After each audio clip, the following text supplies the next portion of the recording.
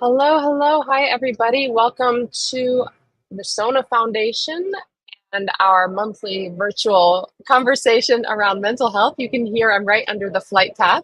My timing, my gosh. I hope that they're all having a good trip right there. But welcome here to our monthly Fireside Chat. This is August. This is, I think, our 13th session where we're talking with songwriters about mental health, various nuanced topics, every month different. And we are working in partnership with our friends over at Backline. And we'll hear more about Backline in a couple of moments. I just want to welcome you to the SONA Foundation and let you know that we are a nonprofit 501c3 charity created by songwriters for songwriters. And our mission is to support music creators with resources and programs in mental health, financial wellness, and career development. You can explore our website, sonafoundation.com, to find out more. These these monthly fireside chats in partnership with Backline are for songwriters of all different kinds. Those who are on the stage performing for others, who are singer-songwriters or front people for bands, musicians behind the front person, or songwriters who are working behind the scenes, working on their craft or writing the hits of today. And today our guests are really special. I'll let Terra introduce them, and I will bring on Terra Lopez. She is the community manager over at Backline Care. Hi, Terra. Hey, how's it going, Ariel? Very good. So happy to see you once again, and just always enjoy the way that you facilitate these conversations and all of the poignant moments that have happened over the last more than a year now with these conversations. That's wild to think about, that it's been about a year. But yes, I agree. I look forward to these conversations every month. Yeah, absolutely. And this month it is August right now when we're live, and I'll say hi. I can't wait to say hi to the folks who are watching live. I'll be in the chat box in just a moment. But this month, August 2024, we are celebrating National Black Business Month. And this conversation was inspired by that general topic, talking about Black experience in the music industry. I will let you take it away and introduce our special guests. Thanks so much. All right. Hi, everyone. I'm Terra Lopez. I'm the community manager and head of artist partnerships at Backline, for those that don't know me. Like Ariel said, we have a very special fireside chat this month with the SONA Foundation. As most of you probably know, Backline is a resource hub for the music industry, and we aim to provide folks with as many tools and resources as possible to support mental health and wellness care. We've teamed up with the SONA Foundation for these very special fireside chats to talk about all mental health for all songwriters. So today we have some very special guests. We have Courtney Harrell. She's a Los Angeles-based singer-songwriter who has performed and worked with so many legendary artists. When I was reading her bio, my mouth was just to the floor. We have Beyonce, Kelly Rowland, Mary J. Blige, John Legend, so many more. She was a semifinalist on The Voice in 2016 and now works as a music producer on NBC's America's Got Talent. I'm not sure if Andrae is here just yet, but he'll probably show up. So I'm going to introduce him just so that we have some context. We also will have Andrae Alexander. He's a Grammy-winning musician and USC professor based in LA as well. He has an extensive history working with many artists, including Meek Mills, Pusha T, Kanye West, Allie Willis, Melissa Etheridge, so a wide spectrum. He holds a Bachelor of Arts in Music, a Master of Arts in the Music Industry Administration, and is in the process of completing a PhD. And lastly, we have Dr. William C. Washington, aka Dr. Will. Dr. Will is a licensed professional clinical counselor and founder of the Washington Wellness Institute in Cleveland, Ohio. He focuses on holistic care and is an expert in moral distress and healing. And he's also an accomplished musician himself. Trained in over 9 instruments. I'm very excited to talk more about that. And he's toured internationally, so he's also going to have a wealth of knowledge and experience to share on both sides of the spectrum. As Ariel was mentioning, she's going to be moderating the chat box, so please feel free to drop any questions that you might have, and we'll make sure to get to them. So don't be shy, and let's get our guests in. Hey, how's everyone doing? Hello. Good to see you all. It's so great to see you all. Happy Thursday. It is Thursday. Wow, it is Thursday. I know. I'm like, let's see. Hey, Andrae, how's it going? So nice to see you and to meet you. You as well. Thank you, Terra. Yeah, I'm so excited for this conversation. And I just, want to thank you all for taking the time. And I always like to start off these conversations with kind of like a mental health check-in and asking, like, how are you all really doing today? Exhausted. Feel you on that. Exhausted, yeah. I'm pretty much the same. I just ran in from the gym, which is probably why I'm still sweating. So if you see me do this, just don't judge me. No judgment here. I feel very still. So, yeah. That's good. I love that. Yeah, let's have that energy too. Yeah. So I again just want to thank you all for being here, and obviously I am just going to be here to help facilitate the conversation. This conversation, really, I want to hear, and amplify your perspectives and your experiences. And so this is going to be just more of a conversation. So feel free to just like tap in. If anything resonates that someone else talked about, just feel free to jump in. But we did get a lot of questions from fellow songwriters after Backline and the SONA Foundation posted about this conversation. So I'm just going to jump in with those. A question for all three of you. What are some of the unique mental health challenges that you have personally faced in the music industry? We all know that this industry is a grind. We all work in different sectors of the industry. So very interested in hearing kind of what some of those challenges are. I think mine vary. I am a songwriter, but also a mother and a single mother. And so my son is an adult now, but in the beginning, balancing my responsibility to the ball I could not drop, which was my son, and holding on to the call to sing and to write, didn't always seem to align with each other.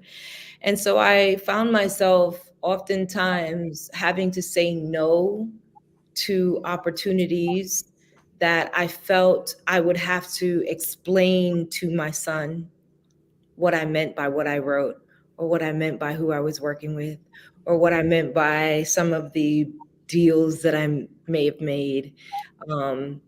That familial responsibility to my family and to bring honor to my family at a time where music is not always seen as such.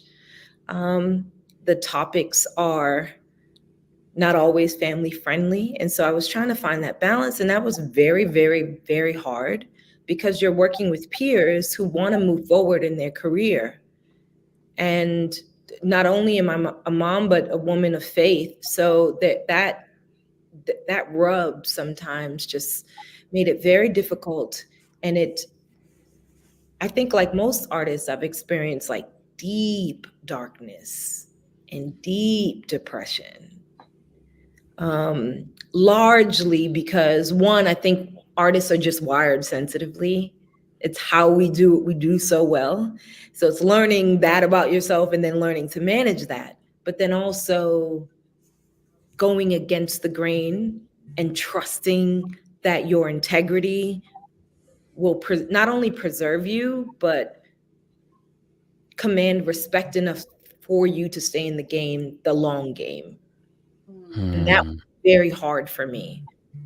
It was very hard, but I accomplished it, if that makes sense. Mm-hmm. I hope I answered the question.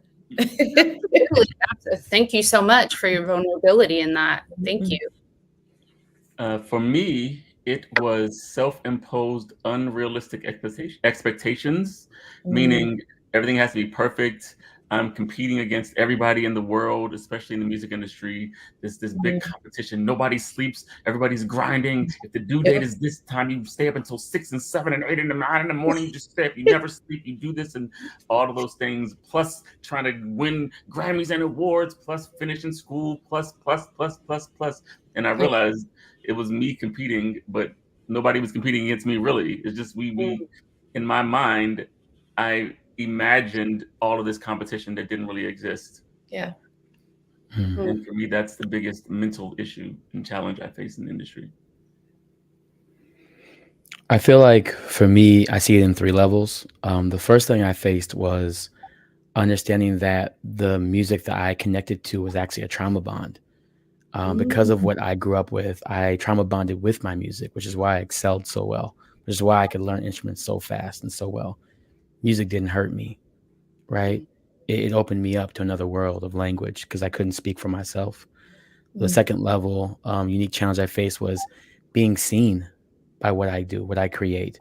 Is this how I want to be seen? Is this enough? Why isn't this enough? And then lastly, the third one is understanding that I was connected with bands and people and musicians that didn't do their work. And so I became a problem to them because they didn't do their work.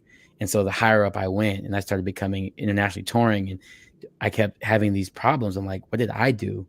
I just walked in and you didn't like the way I played because it was better. It's like, I'm not playing better than you. We're at the same stage. It's just I play differently because my story is different. And then in accepting that my healing is my art.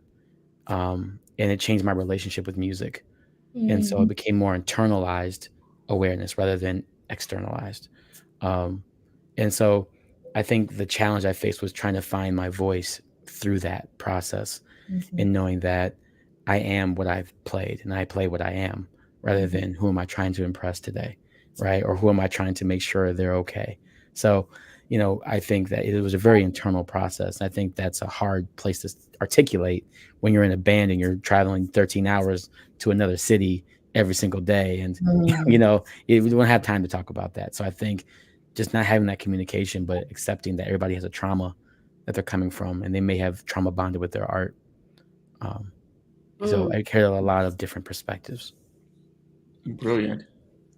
Yeah. I mean, Courtney talking about, the deep depression and also maintaining your integrity. And then Andrae, the competitiveness, whether it was self-imposed or just the pressure of the industry, which is the industry, the grind, nonstop pressure. And then Dr. Will with the trauma bonding, that's all a lot to carry every single day in an industry. How did you all and how do you all cope with those struggles and those expectations?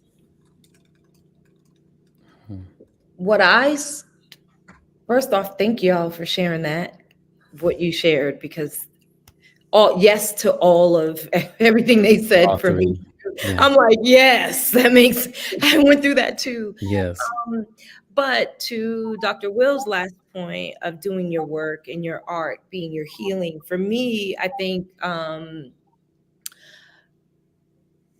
that resonates a lot with me because I started to notice that when I stepped into the room, people saw me, not the version of what I thought I was supposed to be. It was the real me. It's the one who's willing to, how you doing? I'm exhausted. And you, right? It's the honest one. It's the one who's,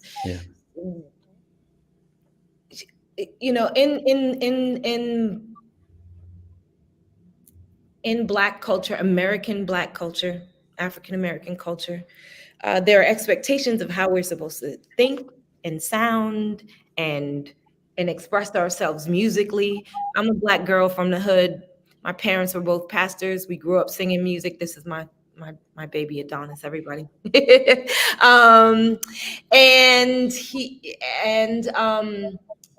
One of those things that were challenging for me was that I loved soft rock from the 70s and 80s. Like that's everything to me, but it was the opposite of everything that we were supposed to be listening to.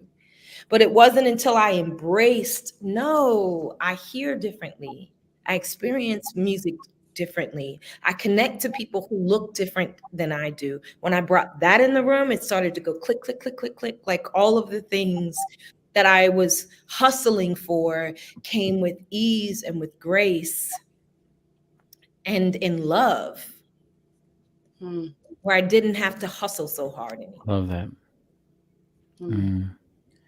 It's really interesting. For me, it was not looking at everybody else, but also accepting and embracing myself 100%. Meaning, I'm competing against somebody who, if I wasn't competing against them, maybe I can go twice as fast as that person in certain areas. And maybe in other areas, I don't even like the thing, but because it's socially accepted, I do it. Maybe I didn't like the 12-hour, 18-hour studio sessions, but it's the culture. So it was really during the pandemic, I was able to sit with myself and realize the things that I really enjoyed and the things that I did just because it was socially acceptable to do. And it was really embracing me in every area of myself, loving it, accepting it, saying it is what it is. And that really allowed me to let go of a lot of dead weight.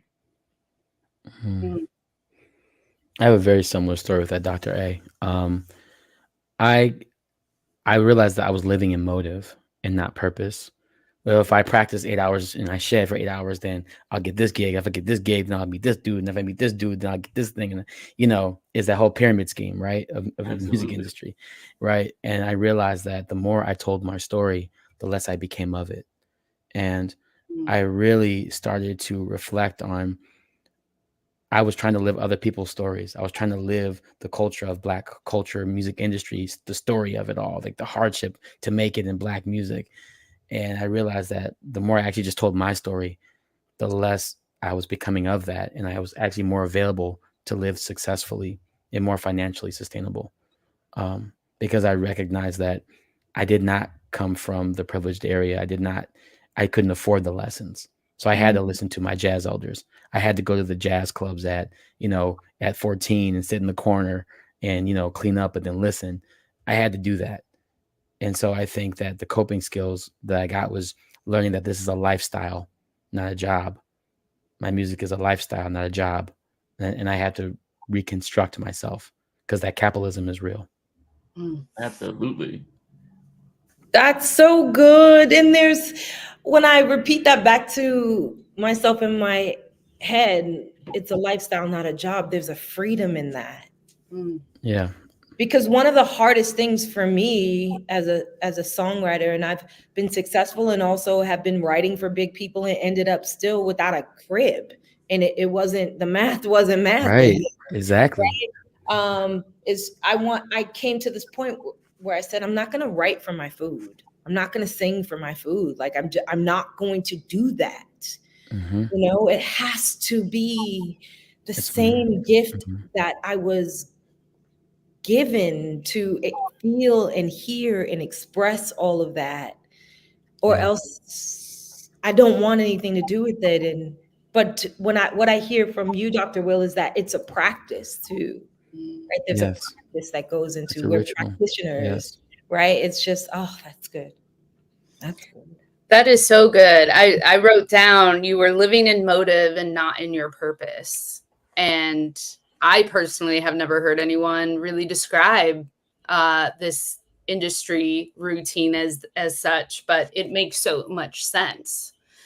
And also, Dr. A, what you were saying about having that time during the pandemic to stop and assess and ask yourself, is this serving me? Is this routine? Is this struggle actually what I want to be doing? Because I'm an artist myself, and I did feel like for, touring for 10 plus years and then finally being forced to stop, I feel like a lot of us in the industry were finally able, for the first time maybe ever in our lives, to really assess, is this what I really want to be doing? Is this grind worth it for my heart, my soul, my mind? I feel like the pandemic really allowed folks the space to have those tough but really important conversations with themselves. Absolutely. And one other thing I want to add, based off of what Dr. Will was talking about, that capitalism piece, when I've of course been studying the music industry for a long time, and then academically since 2017, and then I finished my PhD, and that was also researching more of the music industry and consumer behavior and all of these things and social influence, blah blah blah blah blah. With that being said, I came to the point where instead of, I don't know about you all, but for me, where I'm coming from, we have this idea of what the music industry is, and it's very creative oriented and focused, et cetera, et cetera, et cetera. But when I just took the time to look and say what actually is, and in actuality, what we do started from the Constitution in the 1700s. Literally, what copyright is. Go there, And I Dr. really A. started from to analyze, wait a minute, I have an idea of what it is, but the industry is actually this. And when I aligned them together, my life in business became much better and easier because I wasn't fighting against the stream. If that makes any sense to anyone. Figuratively as well, the stream, literally fighting against the stream. That's a book right there. You should make that a book. Just saying. Maybe one day. Please do. That's incredible what you, so when you came to that realization, Dr. A, can you expand a little bit more as to how you were then, like, did that free you in that sense of having to, I don't know, were you able to let go of those expectations that you had for yourself? One of my favorite collaborators ever was Allie Willis. She wrote a lot of hits, from the Friends theme to She was a September for Up in the personal, Fire, et cetera, et cetera. she was a personal friend of mine. Well, when I say love is an understatement. Amazing. And she said some of the most profound things to me. One of them was, I said, give me some life advice. And this is maybe 2015 or 16 or something, but I didn't really hear her until the pandemic when I was able to just sit with it. And she said, if I could go back and do it again, I would have spent more time watching TV. And I'm like, what do you mean? And this is while I'm in the midst of taking every session, every call, every jam session, reading every book, finishing. And she says, I would have spent more time watching TV. I would have spent more time traveling, going to this place, et cetera, et cetera, et cetera, et cetera. And I would have only worked with people that I actually liked working with. She says, because I look back at every hit, every success that I've ever had, and it all came from people that I liked working with. So if I just focus on that, I would have enjoyed my time in the industry more. Wow. And that was what really resonated. And to this day, I don't take very many sessions. Not that I hate people. So if you're watching this, I don't hate you. I'm just saying at this point, I'm just prioritizing things that are working at the moment.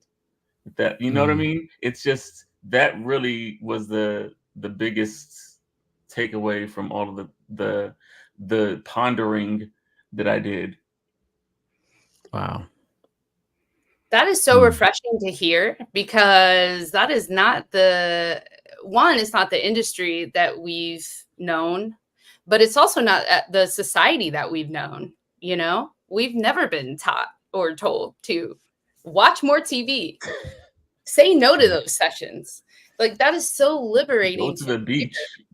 Right. Use your credit card and go to Italy, whatever you wanted to, just do the thing versus always putting it off for some other time. Because as creatives, as writers, us going to the journey and traveling fuels the creativity. It fuels the books. It fuels the songs. You falling in love and falling out of love and all of the things that we do and being emotional, that fuels us in every way. But I think we're trained to not do that, and to be very corporate oriented, and we have to turn in a song, I have to do this and do this, versus I can't turn in a song if I'm not really living. So actually living life to fuel the creativity. It's so easy to forget. Please go on, Dr. Will. I'll make it really brief. I just love what you said, Dr. A, because I find that, especially during the pandemic, when I was working with artists, once we hit this moment where they had their breakthrough, literally they didn't know how to continue making their music, because they were making their music in their stoic place. And then once they healed, they couldn't continue to finish their song. And so they had to scrap it and make something different and make it new. And it had a different type of energy. It had a different type of genre. It was just so much different. And I think about how many artists are playing a genre that represents their trauma, you know, and what does it do after you heal? And I noticed that happening more and more. And so I just think about, like, I always tell people to be kind to yourself and actually go on a walk. Don't worry about sitting for a second. Actually move your body. They say TV's bad, but you're on Twitter or X, whatever it is now, and like, that's no different. So like, what's the difference now? And people aren't able to translate what's meaningful to them and what they're actually receiving now, because everything's just so meshed. And so I think actually going out and going to the beach, going to the park, going to the place, that is a part of the artistic process. Well, if you think, I won't take for more than 15 seconds by saying this. If you think about where we are socially with social media, and if you think about what happens when you're watching the person, and I teach my students this all the time, they laugh at me because our last day of the week, I say the same little spiel every week. You watch somebody fall in love. You watching them kiss, and those same chemicals react in your body. So you feel like you have love chemicals. You watch somebody exercising and you're like dopamine while you're eating your potato chips. You're watching through these little screens versus why don't you go outside and smell the roses and frolic and all the things that you fall in love and out of love, or whatever it is that you are watching and enjoying, the ASMR, go eat the food, go do the thing. And we are so accustomed to being satiated by the chemicals that we don't actually do it. And again, we as creatives are the documenters of culture. How are you going to document a culture that you're not actually living? Which means, what's the trend now? Reading social media posts and then writing a song about that instead of living the thing. Right. I also think that some of that, and I agree with everything that was just said, it reminded me of like how I got into music. I would watch, again, going back to having different tastes than the kids in my neighborhood. And so I would watch people play. I'd sit in the window and watch life happen and listen to music and read books. And I could write from that place, but there was a part of me that was afraid to be the person who would be observed. Amazing. There, and there's even to this day, I still have that. When I was singing on television or writing for whoever, I was doing it terrified. So when you talk, Dr. Will, about trauma bonds, like a big part, I can count on one hand the times when I either wrote or sang without fear. It was always a fear attached to it. Even the way that I was trained to write and sing, my father, who was a writer, my mother, a singer, both of them great singers, they would, let's say we're in church and there are people in the audience or in the congregation, they're singing my mom or father would call me up and just throw me the mic. You had to sing it in that moment as if you wrote it, even if you didn't write it, even if you didn't know the song. Great training. But you're moving from, oh my God, I cannot mess up in front of all these people, right? Yeah. That gets embedded in your blood. It's just, yes. I one of the gifts of the job that I have right now is that I'm able to help people navigate the creative process so that they can come from a place of love, because I know what fear and terror feels like. And in doing so, it's starting to heal me, but I'm that person who can watch it and have to say, okay, now go. Now go do it. Drive yourself to the beach. Don't just watch people at the beach. Drive yourself there. Yeah. And I think since we're touching on what it is to be Black, the beach is a luxury for a lot of us. There are people who are from LA. I'm from the East Coast, from Boston. There are people from here who are Black who ain't never been to the beach. They don't know what that is. We know struggle. We know hustle. We don't know freedom. We don't know creativity outside of our fear or our trauma. We don't know it. And so when you get to the point where I was starting to write from a place of hope, right? So I remember there was this disconnect for me when I was writing the life I wanted to see. But my physical being felt disconnected from what my mind's eye could see. So I know what it should be, but this don't feel like that. And so now that I'm in a much more healed place, and I think that's a journey, I am that client that's like, yeah, I can help you through it, but I'm still, I don't know what to write. I don't know what to write. Yeah. If I'm being honest, you know, Yeah. Thank you. And that's really sad when there's a gift Yeah. and there's talent and there's skill, right? So imagine Kobe Bryant putting in all the effort to become Kobe Bryant, and then we never know that he exists. Right. But the skill and the talent and the desire is there. Ooh. Dr. Will, when you hear that, because there's so many songwriters and creatives that I'm sure can resonate with all of the incredibly profound things you just said, Courtney. Dr. Will, what can folks do if they're feeling that disconnect? They know they have that in them, but they're not quite able to cross that threshold. Yes. Courtney, I just want to say your words just had me so warm. Just thank you for acknowledging, just the way you said that just made me so warm. Thank you. For people that are looking, I would say first get your purpose pen, your purpose paper, and these are 5 affirmations that I use in my healing model to help unlock that. So the first one is the action is never the reason. I'm writing. You have to understand that everything we do has a deeper meaning behind it. Black American culture, especially, we didn't do things because we didn't play jazz because we wanted to play jazz.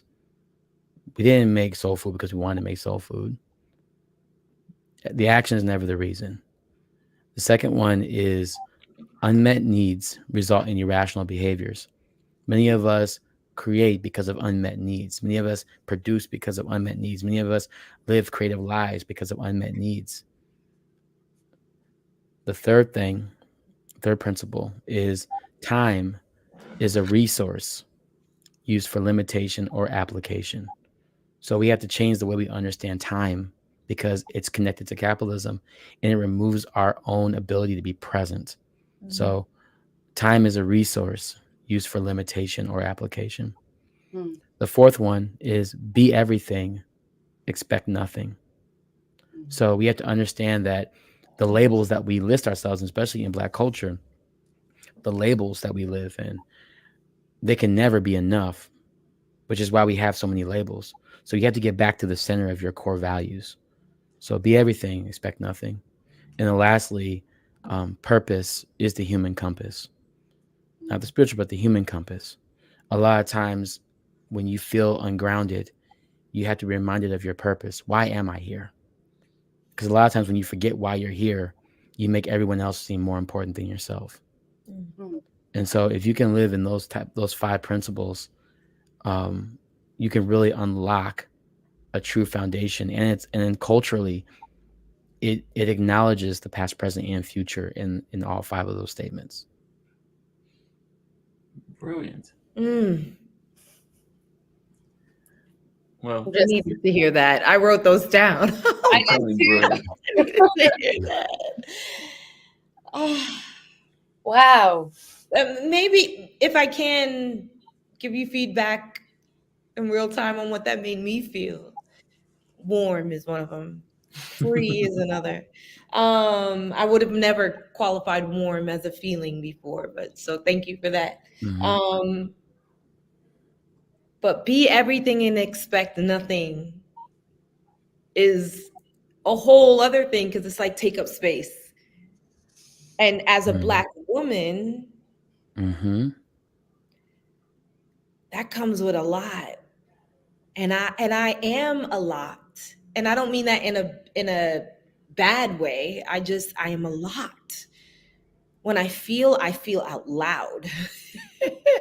Yes. And there's also this appreciation for the sport of writing or the sport of phrasing or the sport of executing a song. So I respond to it like the Boston native that I am, like I'm at a Celtics game. So they're screaming. I remember being with Brown and I'm in his face like, do you hear that? Like going nuts at hello, my name is, right? Because I feel a lot. Yeah.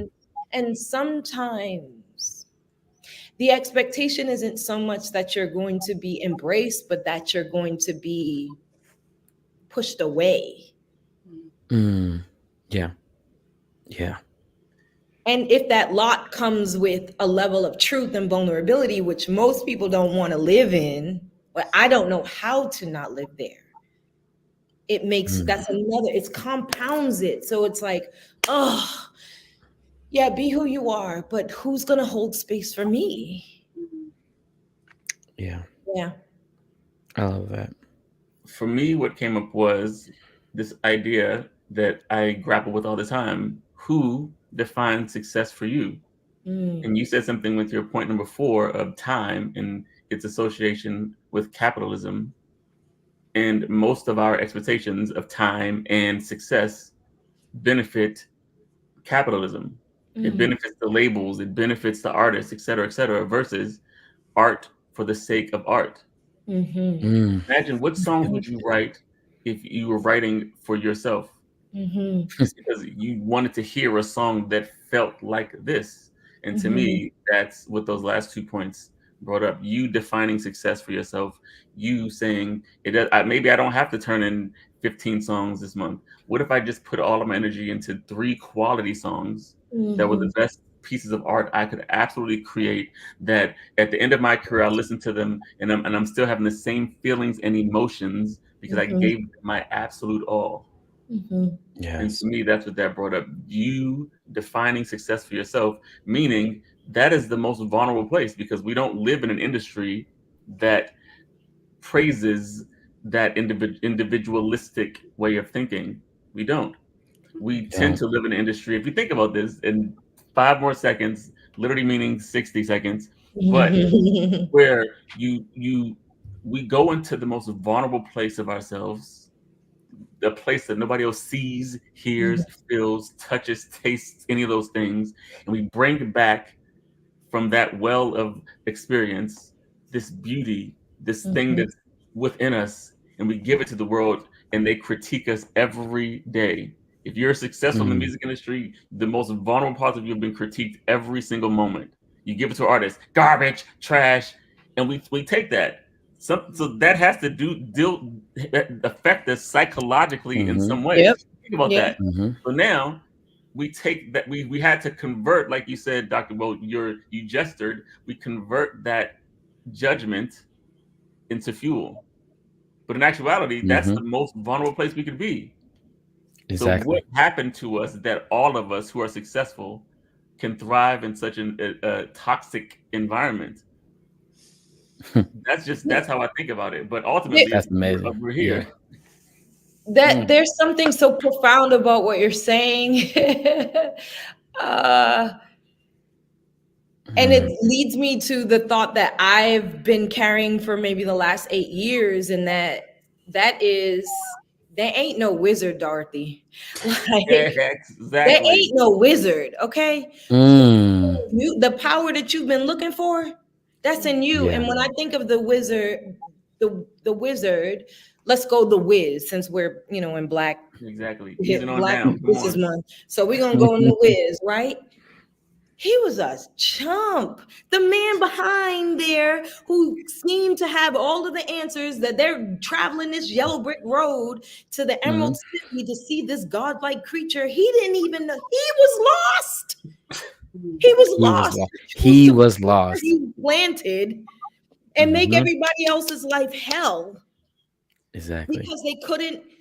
He was lost. You get what I'm saying? He was lost. He was paralleling lost. of that. The parallel of that.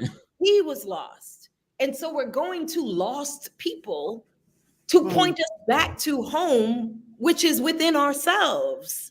And that's one of the other things. And this is, that's you know, the beauty of humanity is that there's so many different shades, right? So as much as I can say, who's going to hold space for me? It's like, yo, I'm going to hold space for me because you sure as hell don't Every know time. who you are. I can't wait for your applause. I can't wait for your applause. Like, like I'm not waiting for your you're applause. lost. So I'm going to go to you to inform me on how to navigate this thing when you're operating from a place of deficiency and confusion and manipulation and taxation and oppression and suppression, because you're not comfortable with you. When you're comfortable with you, you'll let me be. You'll let yourself be so I can be. And that's what this industry is. It's a bunch of fake whizzes or wizards.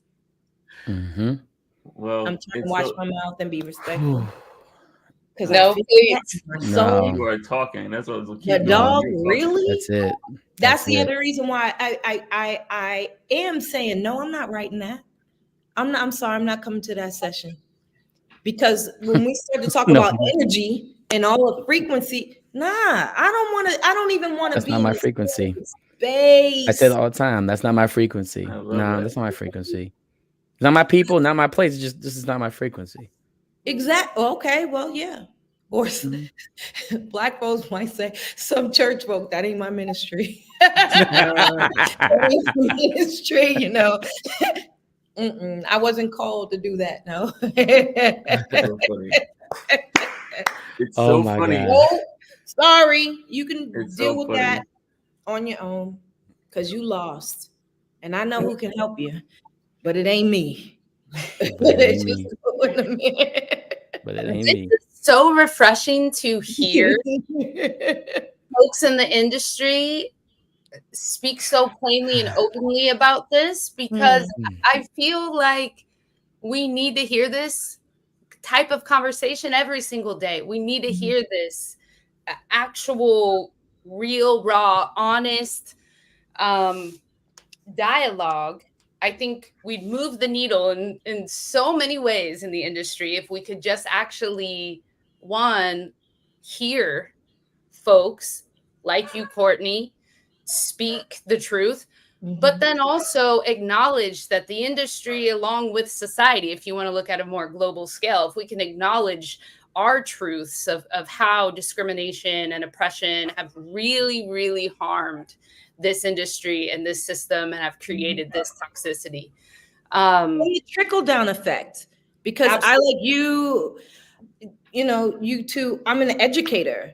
I taught kids K through 8th grade music. I know how this impacts the way they see themselves, the way you see yourself. And then the power of music. We learn language through music. We learn the alphabet through music. We learn the days of the week through music. It's a superpower. So if we don't heal, and that's one thing that I learned, and the beauty of music and songwriting, meeting the voice, like the voice, you can't see it. Just like you can't see the song, you pulling it out of nowhere. You can't see the voice, it's spirit. If that's corrupted, that's what's going out to the world. Yes. That's why healing is paramount. And it also deals with our gifts as creators. And I'm working on some research right now. And one of the studies I found was that I think it was 14 minutes of music changed the perception of college students who thought they were hiring someone for a job. And most of us listen to more than 14 minutes of music a day, which shows the power that we have as creatives, which means that song you didn't want to write, Courtney, would have affected someone in another generation. How many songs are we listening to every single day that are affecting us? When it's time to make love, what's the song that's playing? That's affecting how fast, the tempo, the pace, how are you going to feel emotionally during and after that act? What are we listening to as it's happening? All of these things. And so it's already been documented, our influence, which means when we have the choice to be conscious of that ability of how we affect people, we should be. And that's very specific because a lot of people in the music industry don't have that ability because of their contractual obligations, et cetera, et cetera, et cetera. But saying that, when we have the choice to use our power for the best good, or however you want to say it, Right. I think we should absolutely do our best to do that. I appreciate you saying that, because when I do my psychedelic integration sessions, when I use psychedelics with my clients, I make a playlist curated to their specific psychological pattern and their profile. And I make sure that it's completely geared towards their lifestyle. I can't just put any type of music on and then think that it's gonna, oh, it'll be okay. It's a vibe. Like, no, it's very curated, because I understand that music goes through the mind, through the body, through the heart, through the soul. And you cannot be careless about how you show up in people's life. Like you said, Courtney, music is a superpower. It truly is. We also have to, well, the battle, I think, and this is being Black in America, with very few of us having power to dictate the exact songs that are chosen, which songs are then marketed, et cetera, and how our image is presented globally. Mm. With that being said, I think one of the biggest things of not just being conscious of what we write about, but again, our presentation. You said something so profound. It goes through us, which means think about the culture that never met Black people, but our Black music went to that culture. We don't have the marketing spend to then say, this is what we want to present. And I think we should rectify that by doing our best to I don't know if it's own our own marketing distribution or something, but that is an important thing to think about as well. Because you have to curate it versus saying this is a genre that just works. Right, exactly. Yeah.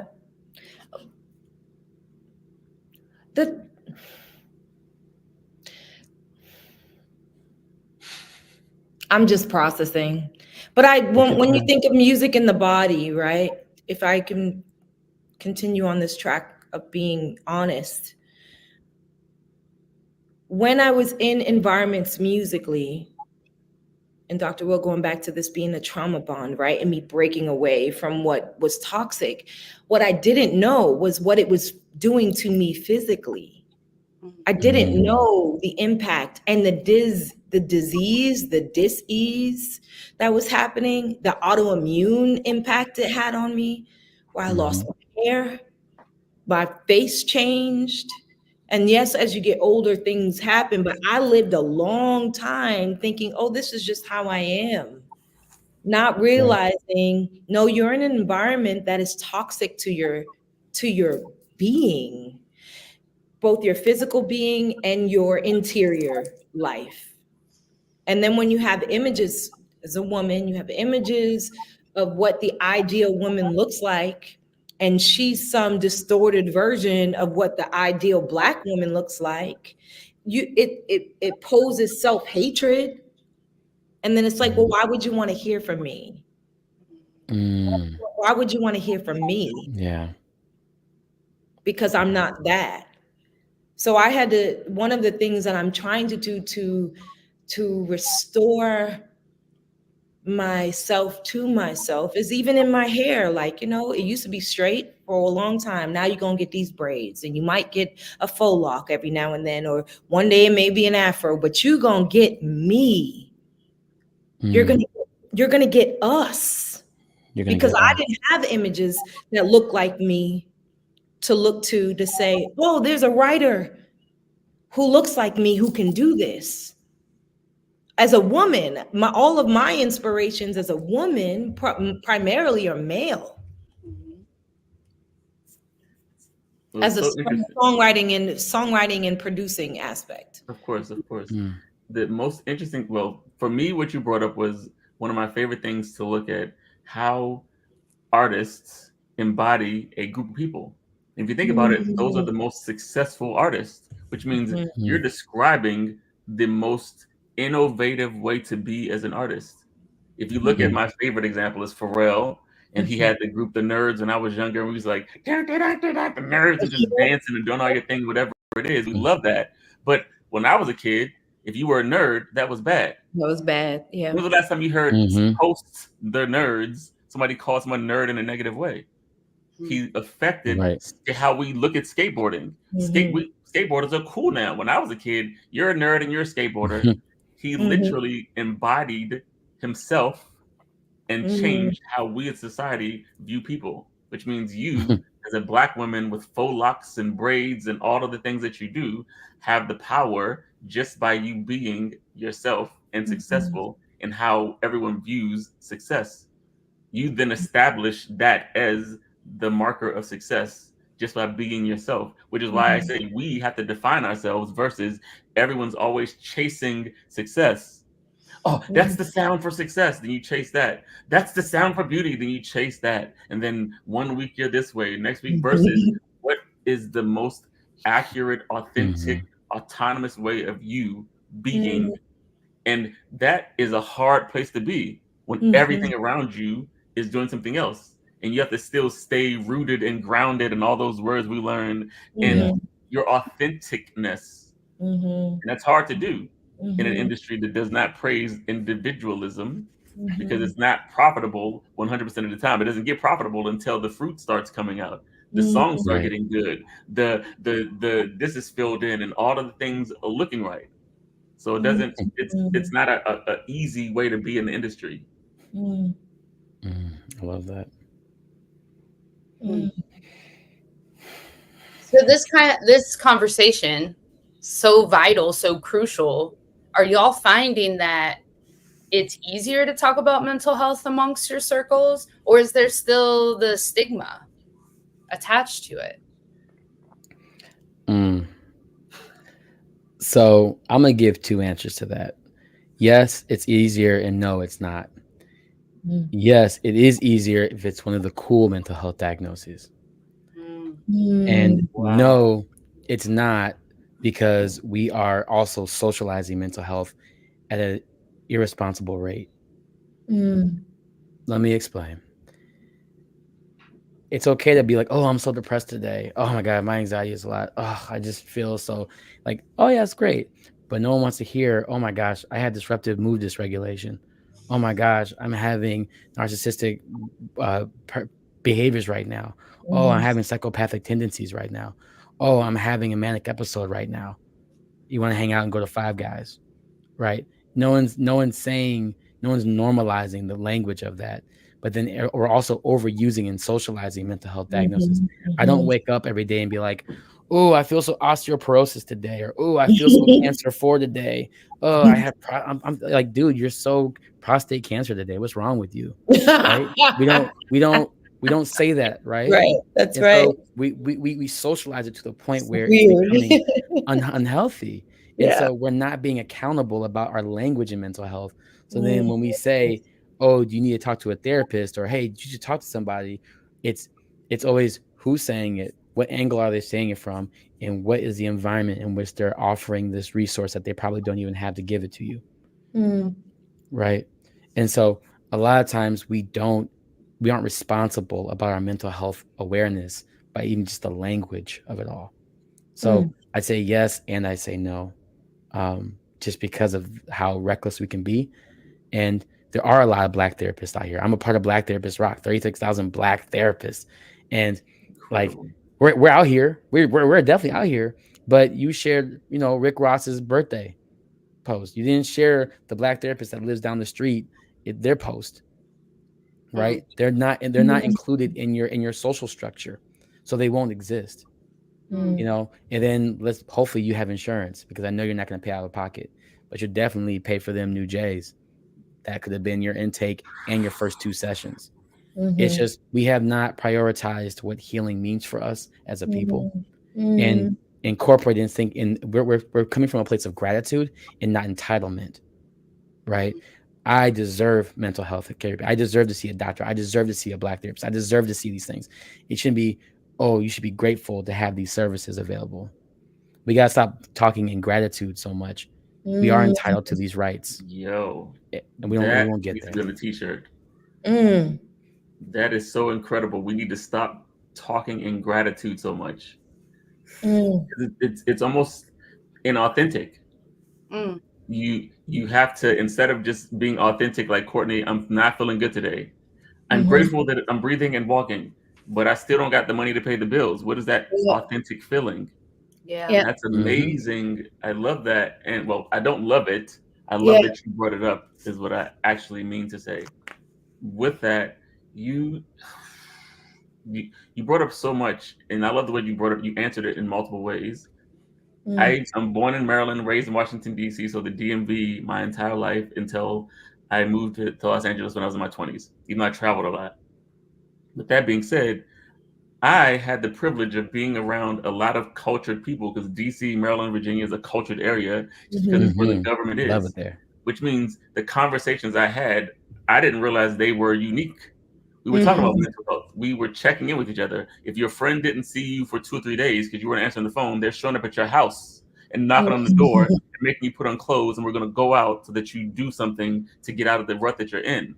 That's the circle that I grew up in my entire life. You have Howard University, you have Georgetown, and all of these places that exist. With that being said, I didn't think that discussing mental health was taboo unless you go around maybe certain other parts of our culture.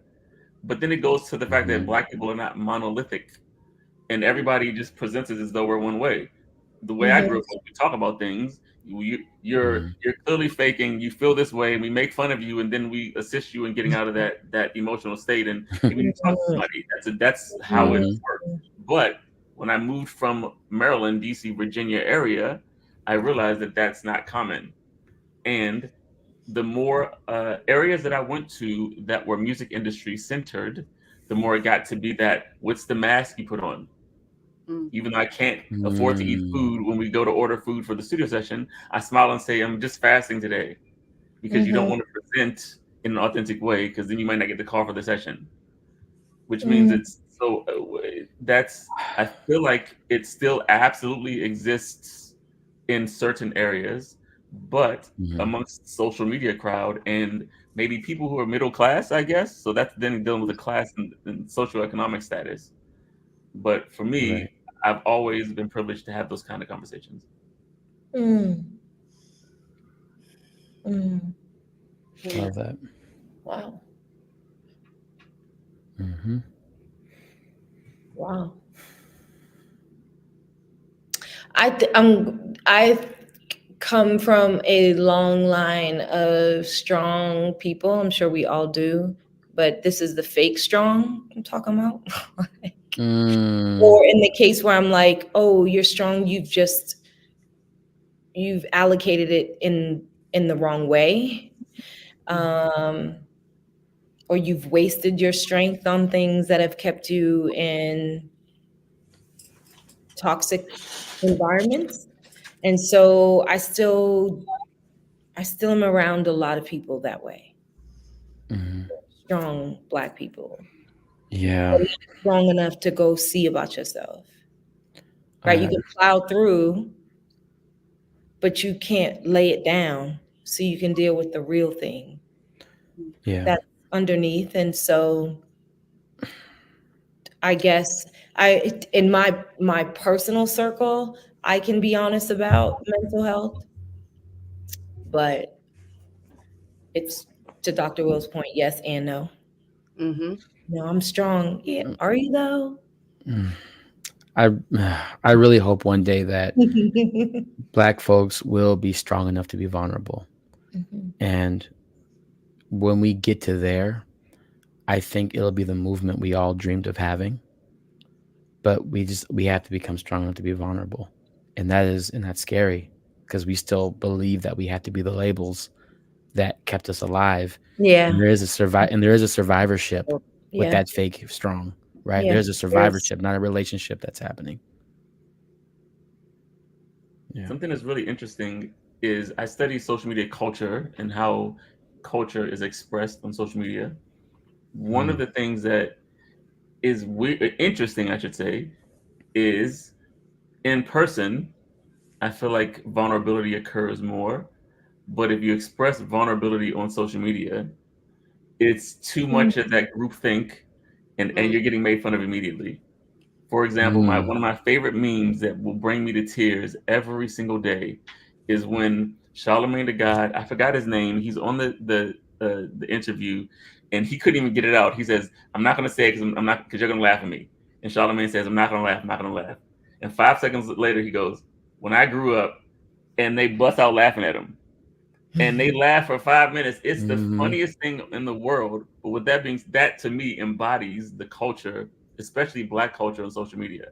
The moment somebody says, "I'm not feeling good," 8 million comments of "stop BSing," et cetera, et cetera, et cetera, blah, blah, blah, blah, blah, blah, blah. It's not to say that you have to be that vulnerable everywhere, but I think that we all need to find our community to be able to be vulnerable.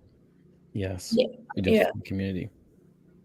Yeah, the safety to feel vulnerable. Like, I think you need the support. I hope that we find support within ourselves and with our allies to help us strengthen ourselves enough to be vulnerable. Yes. Yeah. I want to thank all three of you for this incredible conversation. I know that I'm going to be thinking about this conversation days, weeks, months from now. And I just know that a lot of folks are going to be helped by your vulnerability, your strength, and your experiences. So I really value and cherish this time with all three of you, and truly can't thank you enough for being here. And Dr. Will, if folks, if he said something that resonated, go follow Dr. Will and get the help that you need. Also go to backline.care. If you don't know, if you want to be connected to Dr. Will, if you want to be connected to other mental health resources, it's all free, and we got you. Thank you so much, everyone, for being here. Okay, thank you very much. It was phenomenal.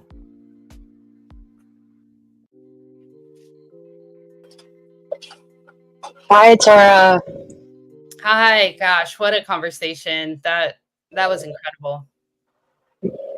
I'm going to have to process a lot of that for a long, long time. I took a lot of notes and I was starring things in the chat box, and I can't wait to watch this again and review and just let some of these ideas that went by. They were so deep and so nuanced and really smart and thoughtful. Thank you so much for facilitating the conversation, as always. I just am so grateful for the vulnerability and for the honesty and for being able to have this chat as a platform to allow their voices and their experiences to be amplified. I mean, it's what Courtney was saying with Dr. Will, Dr. A, all three had such profound moments and impacts on the conversation. I took many notes, and yeah, me too. am just really grateful, honestly, for this space. And I think it's going to help a lot of folks. And I think, these are the types of conversations that we need to have to open that door and to show folks like there are Black therapists that will understand you and that are here to help, like Dr. A. There are folks and other songwriters that also struggle with the same things that you struggle with. So this conversation was truly, truly one of my favorites. Yeah. I was referencing in my mind one or two of our other firesides that just gave me that floored feeling. And this definitely is in the top conversations for sure. Before I let you go, I'm curious. I know there were so many things in this conversation, so many rich ideas to ponder. But what is just one that rises up right now in your mind that you want to kind of leave us with? What Dr. Will, when he said that he was living in motion and not his purpose, I think I have found myself there personally many, many times. And I think as a creator and as a songwriter, it's very easy to stay in that mentality of living in motion, of living in this routine and this grind that the industry wants. And so to step away and to actually assess, is this my purpose? Is this where I'm supposed to be at the moment? I think that is so powerful. It's very scary to do, but I think it's very transformative at the same time. So that was a big hit for me. Yeah, right on. For me, something that Dr. Will said, and then Courtney kind of dug into that a little bit for her own experience that it really resonated with me is once you have moved past the trauma bonding moment, you know, when you've risen up and you have some perspective on your life, on your experiences, and where all that is coming from, you've reached a level of healing. Dr. Will said, you know, now you need to kind of approach music in a different way. You know, so much has changed. Your perspective has changed. You know, where you are before when you were trauma bonding with this music, and that's what initially brought you to it. But once you're in that healing space, you know, you have to approach the music creation from a different place. And Courtney spoke to that in a really poignant way, and it resonated with me deeply. You know, how to write. You know, how to how to reach for new tools when those old tools of being in the pain, you know, are no longer, thankfully, part of your day-to-day makeup. How do you then approach the music from a new perspective? Yeah, Courtney's honesty, I mean, all three of them, but Courtney's Absolutely. honesty was just profound to be on the other side of. And I'm going to be thinking about, again, I'm going to say it, I'm going to think about this conversation for a really long time because it was so refreshing to hear. Even just opening up and hearing Courtney say, I'm exhausted. It's like, when's the last time you actually heard someone honestly answer, how are you doing today? You know? And I think I really hope we continue to see this pattern of let's be honest with one another, and let's be honest if we're having hard days, good days, but let's just, you know, be honest about it, especially in this industry. So that's right. Yeah, it was great. All right. Thank you so much, Terra. And thank you for all the work that you do in this sector, and as a musician, and also as a supporter for mental health. So thanks for being here. Thanks for having me. This was awesome. Yeah, talk to you soon. I would be remiss. I was so excited to get into this conversation and completely forgot to mention this really important program that the SONA Foundation has recently launched that we are working with Backline on in part.